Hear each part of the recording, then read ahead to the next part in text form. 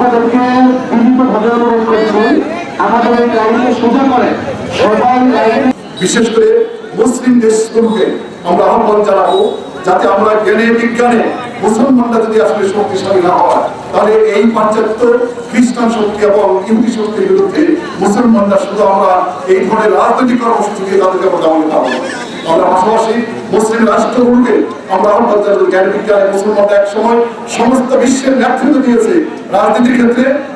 ক্ষেত্রে, কূটনীতির ক্ষেত্রে, শিক্ষা এবং বিজ্ঞানের ক্ষেত্রে সমস্ত বিশ্বে নেতৃত্ব দিয়েছে। আজকে আমরা মুসলমানরা শিক্ষা থেকে পিছিয়ে থাকার কারণে, সামরিক শক্তির দিক থেকে পিছিয়ে থাকার কারণে সমস্ত বিশ্বের মুসলমানরা আজকে আমরা মার খাচ্ছি।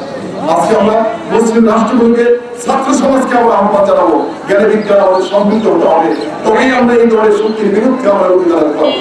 আর আমরা ইসরায়েলের যে সমস্ত পণ্যগুলো রয়েছে সেই পণ্যের একটি তালিকা দেওয়া হয়েছে, আমরা সেই পণ্যগুলোকে আমরা বর্জন করি, কারণ এই পণ্যের বিক্রির অর্থের দ্বারা ইসরায়েল সমৃদ্ধ সহায় অস্ত্র কিনে আজকে মুসলমানদের বিরুদ্ধে তারা এই ধরনের বিতরণকে তারা বিতর্ক পরিচালনা করছে। ইসরায়েল কর্তৃক রাফা গাজায় যে হামলা পরিচালিত হচ্ছে, সারা বিশ্বের মুসলিম যদি এক হয়ে তার প্রতিবাদ করে সেই হত্যাযজ্ঞ আর চালাতে পারবে না এবং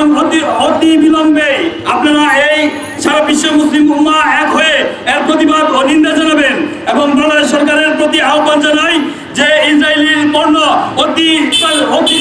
অতিশয় বাংলাদেশে বয়কট করার জন্য এবং ভাবে বয়কট করার জন্য। আমাদের কাছে উপস্থিত হয়েছেন জামালপুর শেরপুরের সর্বোচ্চ আমি এই বর্তমান সরকারের প্রধান উপদেষ্টা ডক্টর ইউনূসকে বলতে চাই, আপনি এই মুসলমানদের উপর হামলার প্রতিবাদে অতি দ্রুত তীব্র নিন্দা প্রতিবাদ জানাবেন। সেই সাথে আমরা ছাত্রদল প্রস্তুত রয়েছি,